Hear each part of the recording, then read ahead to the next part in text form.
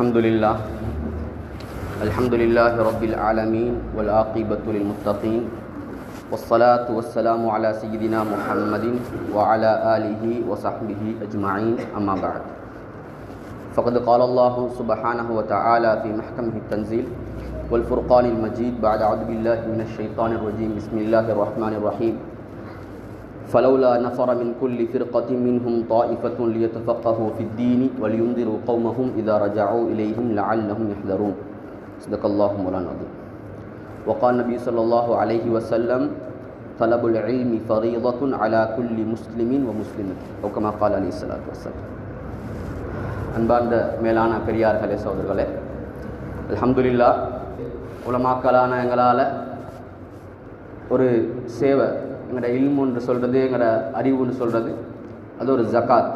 இப்படி பணத்தில் ஜக்காத்தை நிறைவேற்றணுமோ அது மாதிரி படித்த இல்மை வச்சு கொண்டிருக்கிறது அது ஒரு பாவம். மற்றவங்களுக்கு சொல்லிக் கொடுக்காமல் இருக்கிறது கித்மானுல் இல்ம் ஒரு பாவம். அப்போ மக்களுக்கு அதை கொடுக்கறது எங்களோட பொறுப்பு, கடமை என்ற அமைப்பில் ஆண்களுக்கும் பெண்களுக்கும் மார்க்க சட்டங்களுடைய தெளிவுகளை கொடுக்கணும் என்ற அமைப்பில் ஒரு மஷூரா செஞ்சு முடிவு செய்யப்பட்டது. அல்லாஹ் தாலா அந்த அடிப்படையில் எங்களுக்கு இந்த பாக்கியை தந்திருக்கிறாங்க.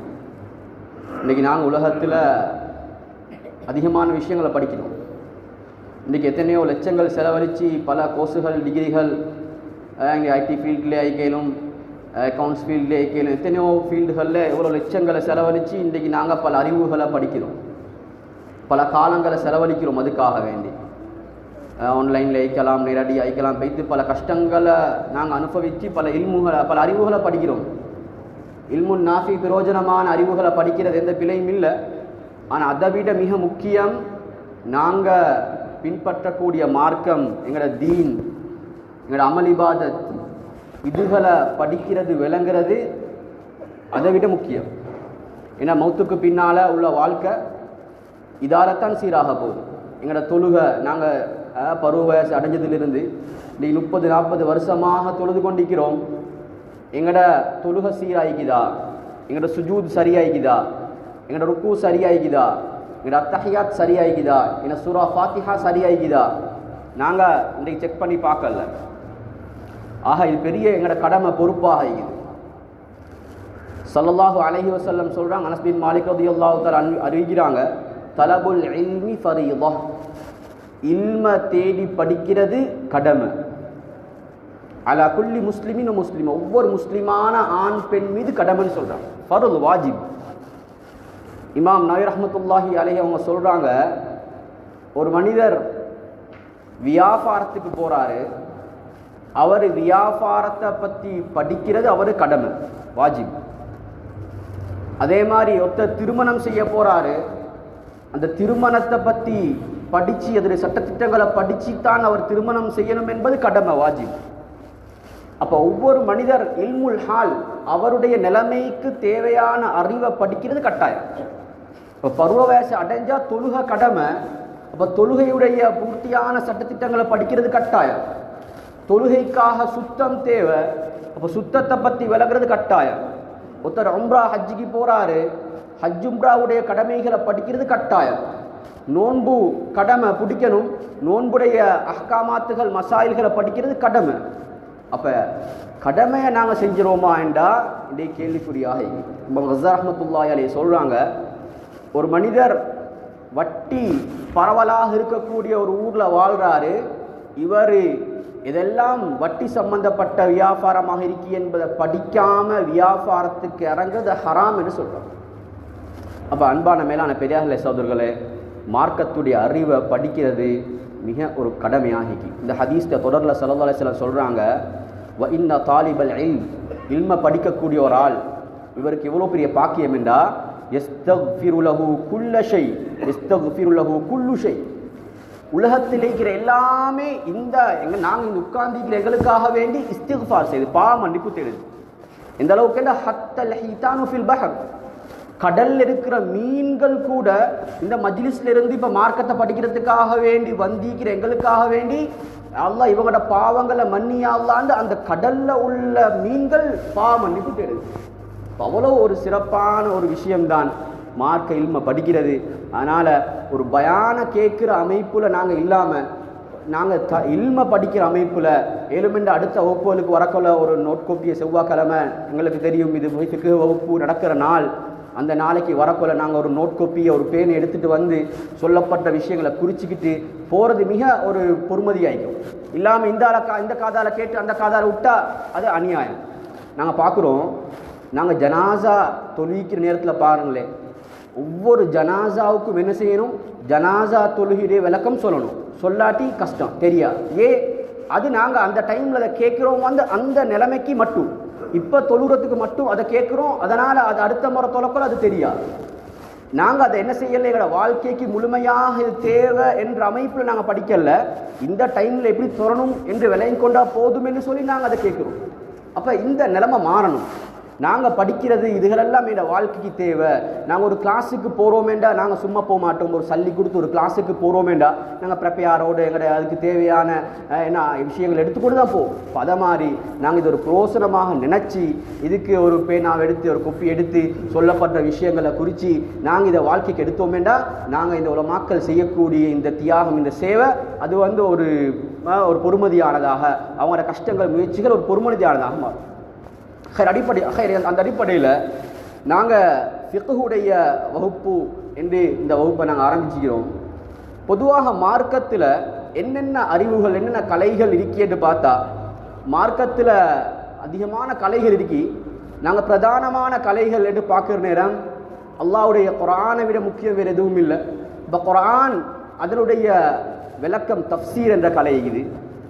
அதோடு சேர்த்து குர்ஆனுடைய தஃப்சீர் சம்பந்தப்பட்ட அதிகமான கலைகள் இருக்குது. உலூமுல் குர்ஆன், அதே மாதிரி உசூலுல் தஃப்சீர் என்றெல்லாம் சொல்லுவார்கள். இப்போ தஃப்சீர் என்ற கலை இது. தஃப்சீர் என்ற என்னான்னு கேட்டால் குர்ஆன் அது அல்லாஹு தஆலா சுருக்கமாக முழு வாழ்க்கைக்கும் தேவையான விஷயங்களை உள்ளடக்கி வச்சுக்கிறான். இப்போ அதுக்கான விளக்கங்களை சொல்கிறது தான் தஃப்சீருடைய கலை என்று சொல்லுவாங்க. அப்போ உலமாக்கள் இந்த தஃப்சீர் கிதாபுகள் எடுத்து பார்த்தா 30-40 முஜல்லத் 30-40 வலியங்கள் எழுதப்பட்ட தஃப்சீர் கிதாபி. இன்றைக்கி நாங்கள் இந்த சின்ன குர்ஆன் கையில் எங்களுக்கு இருக்குது. இந்த குர்ஆனுக்கு விளக்கம் எழுதப்பட்ட கிதாபுகளை பார்த்தா 30-40 வலியங்கள் எழுதப்பட்ட தஃப்சீர்கள். அவ்வளோ அல்லாஹ்வுடைய கலாமுக்கு விளக்கங்கள் இருக்குது. இப்போ தஃப்சீர்னு சொல்கிறது மார்க்கத்துடைய ஒரு கலையாக இருக்குது. அதே மாதிரி ஹதீஸுடைய கலை, ரசூலுல்லாஹி ஸல்லல்லாஹு அலைஹி வஸல்லம் உடைய வார்த்தைகளுக்கு நாங்கள் ஹதீஸ்ன்னு சொல்லுவோம். ஹதீஸும் ஒரு வஹீ தான், அல்லாஹு தாலாவுடைய வஹீ தான். இப்போ வஹீ என்பது குர்ஆனுக்கு நாங்கள் வஹீ என்று சொல்கிறோம். ஏண்டா அது அல்லாஹ்வுடைய வார்த்தை, அல்லாஹ் எப்படி அதை வரணும்னு நினைச்சானோ அதே அமைப்பில் இருக்கிறதுனால அதை குர்ஆன் வஹீ அல் மத்லூ என்று சொல்கிறோம். ஹதீஸும் வஹீ தான். ஆனால் அது எப்படிப்பட்டதுன்னா அல்லாஹ் என்னத்தை சொல்லணும் என்று நினைச்சானோ அதான் ஸல்லல்லாஹு அலைஹி வஸல்லம் சொல்லிக்கிறாங்க.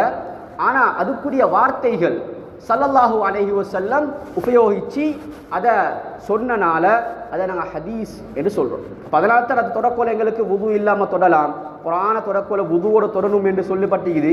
இப்போ ஹதீஸும் அது வஹீ தானே தவிர நபி ஸல்லல்லாஹு அலைஹி வஸல்லம் அவங்க சுயமா மனோ இச்சையா சொன்ன விஷயம் இல்லை. இப்போ ஹதீஸ்லேயும் பல ஹதீஸ் சம்பந்தப்பட்ட கலைகள் இருக்குது. அடுத்ததுதான் நாங்கள் இங்கே படிக்க வந்திருக்கக்கூடிய ஃபிக்ஹுடைய கலை. அதே மாதிரி அகீதாவுடைய கலை என்று இருக்குது. அகீதான்னு சொல்கிறது அதாவது நம்பிக்கை சார்ந்த விஷயங்கள். நாங்கள் எதெல்லாம் நம்பணும், மறுமை சம்பந்தப்பட்ட விஷயங்கள், அல்லாஹ்வுடைய சிஃபத்துகள் சம்பந்தப்பட்ட விஷயங்கள், நபிமார்களுடைய சிஃபத்துகள் சம்பந்தப்பட்ட விஷயங்கள், இப்படியான விடயங்கள் உள்ளடக்கி எதெல்லாம் நம்பிக்கை கோட்பாடுன்னு சொல்லுவோமே, நம்ப வேண்டிய விஷயங்கள், இதுகளுக்கு அகீதான்னு சொல்லுவாங்க. அதே மாதிரி இல்மு சுலூக் தசவுஃப் என்ற கொள்கை இருக்குது. ஒரு மனிதன் உலகத்தில் நல்ல பண்புகளாக நல்ல மனிதனாக வாழ்கிறதுக்கு அவன்கிட்ட என்னென்ன விஷயங்கள் எல்லாம் வரணுமோ அதுகளுக்கு இல்மு சுலூக் என்றுவாங்க. இப்படியான அதிகமான கலைகள் ஷரியத்துடைய மார்க்கத்துடைய கலைகளாக இருக்குது. அப்போ ஃபிக்ஹுன்றது தான் நாங்கள் இங்கே படிக்க வந்திருக்கக்கூடிய பிரதானமான விஷயம். ஃபிக்ஹுண்டா என்னான்னு கேட்டால் சொல்கிறாங்க, ஃபிக்ஹுன்றது ஒரு மனிதன், உலகத்தில் வாழக்கூடிய மனிதர்கள் அவர்களுடைய செயல்களில் அவங்க செய்யக்கூடிய வேலைகள், அது தொழுறதாய் கேளும், அது நோன்பு பிடிக்கிறதாய் கேளும், ஹஜ்ஜு செய்கிறதாய் கேளும், அது வியாபாரம் செய்கிறதாய் கேளும், குடும்ப வாழ்க்கையாய் கேளும், நாங்கள் மக்களும் நடக்கிற விஷயங்களாக கேளும், ஒருத்தருக்கு அடிக்கிறது ஏசுறது, இப்படியான மனிதர்கள் இந்த உலகத்தில் செய்யக்கூடிய செயல்கள், இந்த செயல்களுக்கான சட்டம் என்ன? தொழுறேன்டா அதில் சட்டம் என்ன, நோம்புண்டு அதில் சட்டம் என்ன, இன்னொருத்தருக்கு அநியாயம் செஞ்ச அதில் சட்டம் என்ன, இப்படி மனிதர்களுடைய செயல்கள் சம்பந்தப்பட்ட மார்க்கத்துடைய சட்டங்களை படிக்கக்கூடிய அந்த அறிவுக்கு தான், அந்த கலைக்கு தான் ஃபிக்ஹ் என்று சொல்லப்படுது. அப்போ இந்த ஃபிக்ஹ் என்று சொல்றது உலமாக்கள் உருவாக்கின ஒரு விஷயமா இல்லை. இந்த ஃபிக்ஹ் என்று சொல்றது குர்ஆன்லிருந்து ஹதீஸ்லிருந்து உலமாக்கள் எடுத்து இயற்றிய ஒரு கலை தான் ஃபிக்ஹ் என்ற கலை. இப்போ நீங்கள் சும்மா யோசிச்சு பார்த்தோம்டா, இப்போ நாங்கள் குர்ஆன் மദ്രஸாலேருந்து படிச்சிருக்கிறோம், தொழுகையுடைய நிபந்தனை படிச்சிக்கிறோம், தொழுகையுடைய ஃபர்துன்னு படிச்சிக்கிறோம், தொழுகையுடைய சுன்னத்து படிச்சிக்கிறோம். எங்களுக்கு அழகா ஒரு மெத்தடாக உலமாக்கள் இன்றைக்கி கொண்டு வந்து தந்திக்கிறாங்க. இப்போ நாங்கள் குர்ஆன ஹதீஸை நேரடியாக பின்பற்றி நாங்கள் தொழுகிறது ஐந்தா, தொழுகையுடைய சில நிபந்தனை சில ஹதீஸில் இருக்கும், இன்னும் சில நிபந்தனை இன்னும் சில ஹதீஸில் இருக்கும். அதே மாதிரி சுன்னத்தை பார்த்தா வேறு ஹதீஸில் இருக்கும், வாஜிபை பார்த்தா வேறு ஹதீஸில் இருக்கும். இப்போ எல்லா ஹதீஸையும் பரட்டி உருட்டி இதில் இருக்கக்கூடிய சில ஹதீஸ்கள் பலவீனம் என்றிருக்கு, சில ஹதீஸ்கள் சஹீஹ் என்றிருக்குது. அப்போ இதெல்லாம் ஆராய்ச்சி செஞ்சு நாங்கள் பின்பற்ற போனோமேண்டா எங்கட அறிவால் எங்கட பலகீனத்தால் அதை செய்யலாம். அப்போ உலமாக்கள் என்ன செஞ்சிருக்கிறாங்க, தொழுகையுடைய நிபந்தனைகள் என்றால் அது என்னென்ன, தொழுகையுடைய ஃபர்துகள் என்றால் அது என்னென்ன, சுன்னத்துகள் என்னென்ன என்று சொல்லி இந்த குர்ஆன் ஹதீஸ்ல இருந்து அப்படியே எடுத்து இஸ்தின்பாத் பண்ணி எங்களுக்கு விளங்குறமாய் லேசா எங்களுக்கு ஃபிக்ஹ் கிதாபுகளில் தொகுத்து தந்திக்கிறாங்களே தவிர அவங்க சுயமா இயற்றிய ஒரு விஷயம் இல்லை. அப்போ இதுதான் ஃபிக்ஹ் என்ற கலையாக இது. அப்போ ஃபிக்ஹில் என்னென்ன வரும் என்று கேட்டால், ஃபிக்ஹ் எதை உள்ளடக்கின்னு கேட்டால் இபாதாத், இபாதாத்துகளை உள்ளடக்கி. இபாதத்துன்னா வணக்கங்கள். அப்போ வணக்கங்கள் வார நேரம் பிரதானமாக தொழுகை இருக்குது. தொழுகைக்கு சுத்தம் தேவை, சுத்தம் இல்லாமல் ஒரு மனுஷன் தொலையலாம். அப்போ அந்த அடிப்படையில் முதலாவதாக உலமாக்கள் இந்த ஃபிக்ஹ் கிதாபுகளில் எதை பேசுவாங்கண்டா சுத்தத்தை பற்றி பேசுவாங்க. ஏண்டா தொழுகை பிரதானமான அமல், அதை முதலாவது பேசணும். அப்போ அதுக்கு சுத்தம் தேவை. அப்போ சுத்தத்தை ஆரம்பமாக உலமாக்கள் பேசுவாங்க. சுத்தம்னு வரக்கொல அதுக்கு சுத்தம் செய்யக்கூடிய ஒரு கருவி, ஒரு ஒரு ஒரு பொருள்ன்ற அமைப்புல தண்ணி பிரதானமானது. இப்போ தண்ணியை பற்றி பேசுவாங்க.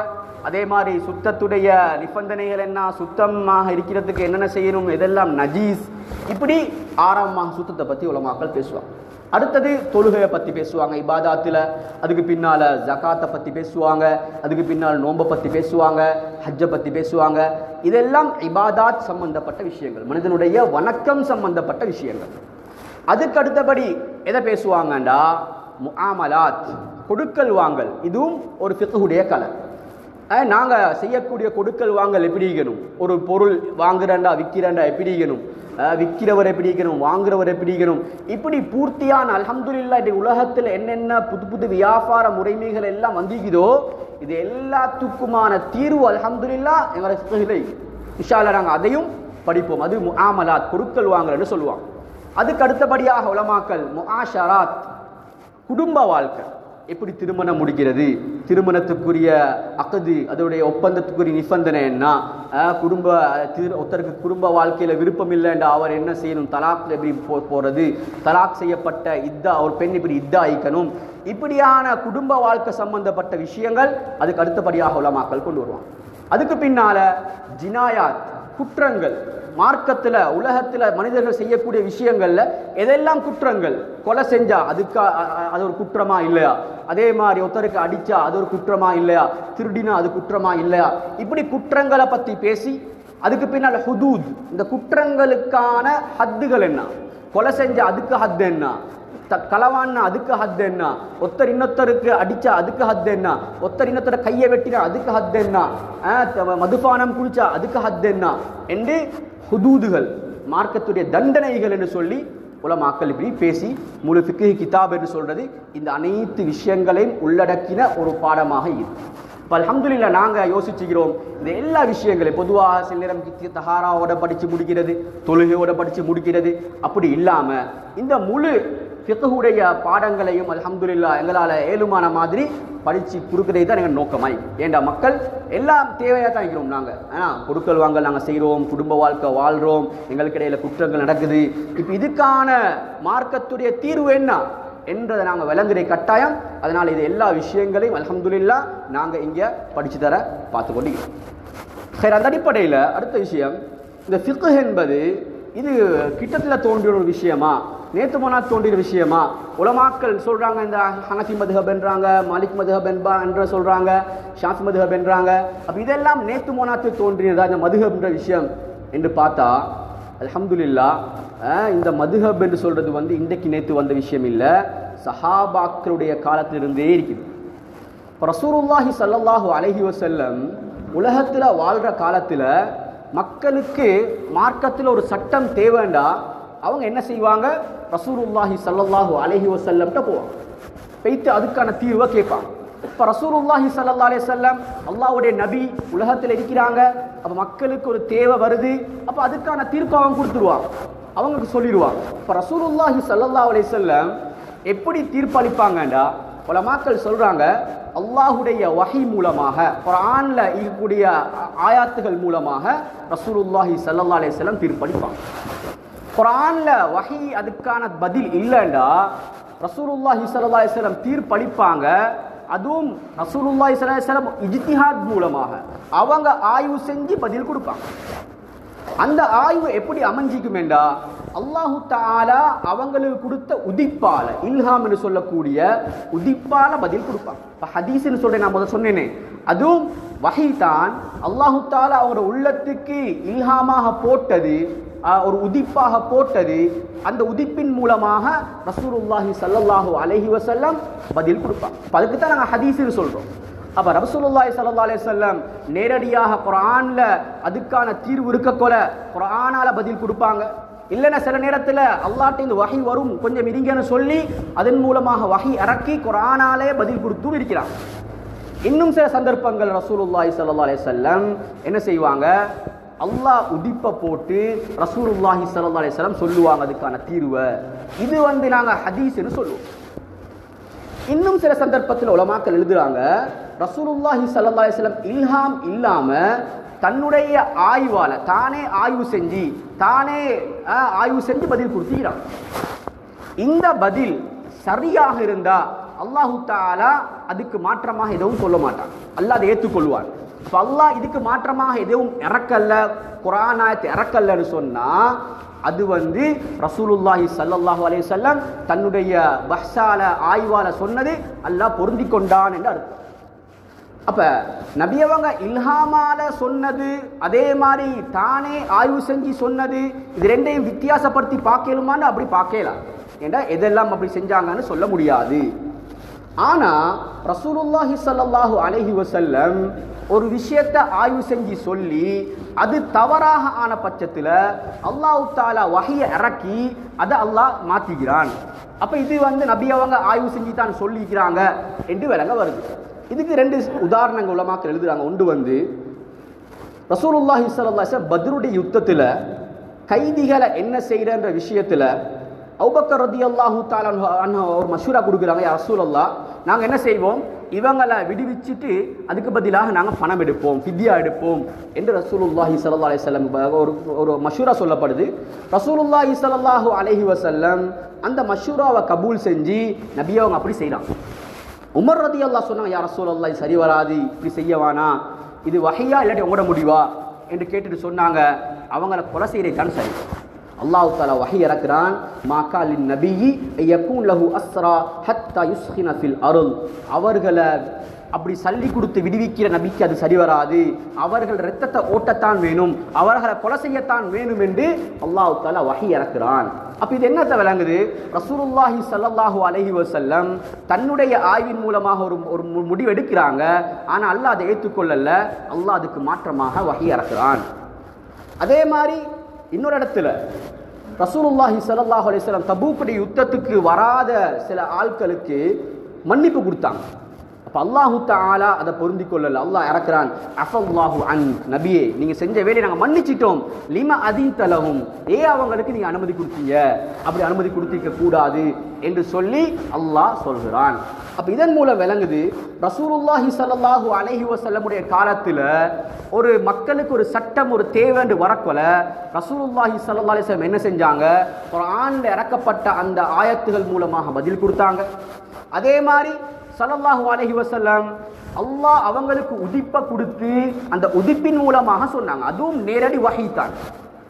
அதே மாதிரி இன்னும் சில சந்தர்ப்பங்கள்ல நபி இதுக்கான முடிவு என்ன செய்யலாம் என்று பஹஸ் பண்ணி ஆய்வு செஞ்சு அப்படியே நபி அவங்க பதில் கொடுத்திருக்கிறாங்க. அந்த பதில அல்லாஹ் பொருந்தி கொண்டனால அல்லாஹ் அதுக்கு மாற்று கருத்து எதுவுமே அல்லாஹ் இறக்கல. எந்த விஷயமெல்லாம் நபி ஆய்வு செஞ்சு சொன்னது அல்லாஹ் பொருந்தி கொள்ளலையோ அதுக்கு அல்லாஹ் மாற்றமாக குர்ஆனை வஹி இறக்கியிருக்கிறான். இப்படித்தான் ரசூலுல்லாஹி ஸல்லல்லாஹு அலைஹி வஸல்லம் உடைய காலத்துல ஃபிக்ஹ் இருந்துச்சு. அப்ப இந்த காலத்துல 4-5 கருத்து வாரத்துக்கு சந்தர்ப்பம் இல்லை. ஏண்டா ஒரே நபி அவங்க தான் மக்களுக்கு தீர்ப்பளிக்க போறாங்க. எனவே மாற்று கருத்து என்று ஒன்று வராது. ஆனா ரசூலுல்லாஹி ஸல்லல்லாஹு அலைஹி வஸல்லம் வஃபாத் ஆகின பின்னால சஹாபாக்களுடைய காலம் வருது. இந்த சஹாபாக்கள்கிட்ட மக்கள் தீர்ப்பு கேட்டு வாராங்க. மக்கள் தீர்ப்பு கேட்டு வார நேரத்தில் குர்ஆன் இருக்குது, சுன்னா இருக்குது. இப்போ இதை பார்த்து சஹாபாக்கள் தீர்ப்பளிக்கணும். நாங்கள் பார்க்குறோம் இந்த புத்தின்னு சொல்றது இது மாறுபட்டது. ஒருத்தர் ஒரு விஷயத்தை வேறமாய் விளங்குவார், இன்னொருத்தர் ஒரு விஷயத்தை வேறமாய் விளங்குவார். அப்போ இப்படி வேறமாய் விளங்குவார். அப்போ குர்ஆனில் உள்ள ஆயத்துகள் அல்லாஹ் தஆலா எப்படி வச்சிக்கிறான்னு சொன்னால் ஒரு விஷயத்தை 2-3 மாய் விளங்குறதுக்குரிய ஒரு முறையில் தான் நல்லா வச்சுக்கிறார். அது இந்த உம்மத்துக்கு செஞ்ச ஒரு ரஹ்மத்தை தவிர அது ஒரு பிழையான ஒரு விஷயம் இல்லை. அப்போ சஹாபாக்கள் அவங்க ஆய்வு செஞ்சு அவங்க சில நேரம் அவங்கள்ட்ட தீர்ப்பு வார நேரத்தில் அவங்களும் நேரடியாக குர்ஆனில் நஸ்ஸாக இருந்தால் அதுக்கு நேரடியாக பதில் கொடுத்தாங்க. அதே மாதிரி ஹதீஸில் நேரடியாக இருந்தால் நேரடியாக பதில் கொடுத்தாங்க. இன்னும் சில சந்தர்ப்பங்களில் அவங்களுக்கு தெரியாத ஹதீஸ் இன்னொரு சஹாபாக்களுக்கு தெரிஞ்சு கேளும், அப்போ அவங்கள்ட்ட அனுப்பினாங்க. இப்படி செஞ்சாங்க. அதே மாதிரி சில சந்தர்ப்பங்களில் அவங்க ஆய்வு செஞ்சு பஹஸ் பண்ணி அவங்க முடிவு கொடுத்தாங்க. அப்போ ஆய்வு செஞ்சு கொடுக்குற நேரத்தில் இவருடைய கருத்து சில நேரம் வேறமாக இருக்கும், அவருடைய கருத்து வேறமாக இருக்கும். அப்போ இதுக்கு ஒரு கேள்வி இன்னைக்கு வரும், ஆய்வு செஞ்சு பதில் கொடுக்கலாமா, அப்படி சஹாபாக்களுக்கு அனுமதிக்குதா என்று கேட்டால் ரசூலுல்லாஹி ஸல்லல்லாஹு அலைஹி வஸல்லம் முஆத் ரலியல்லாஹு தஆலா அன்ஹு அவங்கள யமனுக்கு அனுப்புகிறாங்க. யமனுக்கு அனுப்புற நேரம் சொன்னாங்க, முஆதே உங்களுக்கு காதியாக ஒரு நீதிபதியாக அனுப்புகிறாங்க. சொன்னாங்க, உங்களுக்கு மக்கள் தீர்ப்பு கேட்டு வந்தால் நீங்கள் என்ன செய்வீங்க? சொன்னாங்க, யா ரசூலுல்லாஹ் நான் குர்ஆன்ல இருந்து அவங்களுக்கு பதில் கொடுப்பேன். நீங்கள் குர்ஆன்ல அதுக்கான பதிலை பெற்றுக்கொள்ளணும்னு என்ன செய்வீங்கன்னு கேட்டாங்க. சொன்னாங்க, யா ரசூலுல்லாஹ் நான் ஹதீஸ்ல இருந்து பதில் கொடுப்பேன். அதுக்கும் நீங்க பதில் பெற்றுக்கொள்ளணும் என்ன செய்வீங்க? நான் இது ரெண்டையும் வச்சு ஆய்வு செஞ்சு பதில் கொடுப்பேன் என்று சொன்னாங்க. ரசூலுல்லாஹி ஸல்லல்லாஹு அலைஹி சொன்னாங்க, உங்களோட பதில் அல்லாஹ் பொருந்தி கொண்டான், அல்லாஹ் உங்களுக்கு தௌஃபீக் செய்யட்டும் என்று ஸல்லல்லாஹு அலைஹி வஸல்லம் சொன்னாங்க. இந்த ஹதீஸ் அபூ தாவூத்ல பதிவு செய்யப்பட்டது. உலமாக்கள் சொல்றாங்க, இஜ்திஹாத் பண்ணி ஆய்வு செஞ்சு தீர்ப்பளிக்கிறது எந்த பிழையும் இல்லை. இப்போ சஹாபாக்களோட காலத்திலேயே பல சஹாபாக்கள் பல பிரதேசத்தில் வாழ்ந்தாங்க. அந்தந்த பிரதேசத்தில் உள்ள மக்களுக்கு அவங்க தீர்ப்பளிப்பவர்களாக இருந்தாங்க. மதீனால பார்த்தா ஸைத் பின் சாபித் ரலியல்லாஹு தஆலா அன்ஹு, உபய் பின் கஅப் ரலியல்லாஹு தஆலா அன்ஹு, அப்துல்லா பின் உமர் ரலியல்லாஹு தஆலா அன்ஹு, ஆயிஷா ரலியல்லாஹு தஆலா அன்ஹு, இவங்க மக்களுக்கு ஃபிக்ஹ் கொடுக்கக்கூடியவங்களா இருந்தாங்க.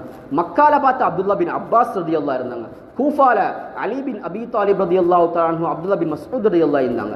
பஸ்ரால அனஸ் பின் மாலிக் ரலியல்லாஹு தஆலா அன்ஹு இருந்தாங்க. ஷாம்ல முஆத் பின் ஜபல் ரலியல்லாஹு தஆலா அன்ஹு, உபாத் பின் சாமித் ரலியல்லாஹு இருந்தாங்க. மிஸ்ர்ல அப்துல்லா பின் அம்ர் பின் ஆஸ் ரலியல்லாஹு. அப்ப இப்படியான சஹாபாக்கள் அந்தந்த பிரதேசத்தில் உள்ள மக்களுக்கு அவங்களோட குர்ஆன்ல இருந்து தீர்ப்பளிச்சு ஹதீஸ்ல இருந்து தீர்ப்பளிச்சு அதுல ரெண்டுலையும் இல்லாத பட்சத்துல தான் ஆய்வு செஞ்சு தீர்ப்பளிப்பவங்களா இருந்தாங்க. அதுபடி ஆய்வு செஞ்சு தீர்ப்பளிக்கிற நேரத்தில் சில நேரம் இவருடைய கருத்து வித்தியாசமாக அவருடைய கருத்து வித்தியாசமாக இருக்கலாம். ஆனால் இப்படி வித்தியாசம் வாரது பிரச்சனையா இல்லை. ரசூலுல்லாஹி ஸல்லல்லாஹு அலைஹி வஸல்லம் இன்னொரு ஹதீஸ்ல சொன்னாங்க, யாரு ஆய்வு செய்ய தகுதி இருந்து அவர் ஆய்வு செஞ்சு ஒரு முடிவெடுப்பாரோ அந்த முடிவு சரியாக இருந்தா அல்லாஹ் 2 கூலி கொடுக்குறான். அதே மாதிரி ஆய்வு செஞ்சு அவர் எடுக்கிற முடிவு பிழையாக இருந்தாலும் அல்லாஹ் அவருக்கு 1 கூலி கொடுக்குறான் ரசூலுல்லாஹி ஸல்லல்லாஹு அலைஹி வஸல்லம் சொன்னாங்க. அப்போ இப்படி அந்த காலத்தில் உலமா சஹாபாக்கள் பல பிரதேசத்தில் பிரிஞ்சு அவங்க தீர்ப்பளிச்சு கொண்டு இருந்தாங்க. அப்போ அந்தந்த பிரதேசத்தில் இருந்த சஹாபாக்கள்கிட்ட படித்தவங்க தான் இமாம்கள். அப்படி வந்தவங்க தான் கூஃபால அபூ ஹனீஃபா ரஹ்மத்துல்லாஹி அலைஹி அவங்க, மதீனால இமாம் மாலிக் ரஹ்மத்துல்லாஹி அலைஹி அவங்க, அதே மாதிரி அதாவது இராக்ல இமாம் ஷாஃபி ரஹ்மத்துல்லாஹி அலைஹி அவங்க, அதே மாதிரி மிஸ்ர்ல இமாம் ஷாஃபி ரஹ்மத்துல்லாஹி போய் படித்தாங்க. இமாம் ஹம்பலி ரஹ்மத்துல்லாஹி அலைஹி அவங்க மதீனா மக்கால, இப்படி பல பிரதேசங்களில் உலமாக்கள் இந்த மதுஹபுடைய உலமாக்கள் உருவாகினாங்க. அப்போ இந்த அடிப்படையில் நாங்கள் இந்த எங்கள் நாட்டில் பின்பற்றக்கூடிய மதுஹப் தான் இமாம் ஷாஃபி ரஹ்மத்துல்லாஹி அலைஹி அவருடைய மதுஹப். இன்றைக்கு அகில இலங்கை ஜமியத்துல் உலமாவாக இருக்கலாம், அரசாங்கமாக இருக்கலாம், இதில் கூட ஷாஃபி மதுஹப் தான் பின்பற்றப்படுது. அரசாங்கத்துடைய முஸ்லீம் திருமணம் தனியார் சட்டம் இருக்குது. அதே மாதிரி வராசத்துடைய சட்டம் அரசாங்கத்தில் இருக்குது. இது ஷாஃபி மதுஹப மையமாக கொண்டு தான் இருக்குது. அகில இலங்கை ஜமியத்துல் உலமாவும் ஷாஃபி மதுஹப மையமாக கொண்டு தான் இயங்கிக் கொண்டு. அப்போ நாங்களும் இங்கே படித்து கொடுக்கக்கூடிய பாடங்களை ஷாஃபி மதுஹப மையமாக வச்சு தான் படித்து கொடுப்போம்.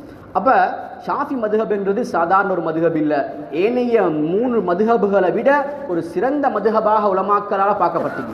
ஏண்டா இமாம் ஷாஃபி ரஹ்மத்துல்லாஹி அலைஹி அவர்கள் இமாம் மாலிக் ரஹ்மத்துல்லாஹி அலைஹியுடைய மாணவர். அதே மாதிரி இமாம் ஷாஃபி ரஹ்மத்துல்லாஹி அலைஹியுடைய மாணவர் தான் இமாம் ஹம்பல் ரஹ்மத்துல்லாஹி அலைஹி அவங்க. அப்போ அதிகமான உலமாக்கள் இமாம் ஷாஃபி ரஹ்மத்துல்லாஹ் புகழ்ந்து பேசியிருக்கிறாங்க.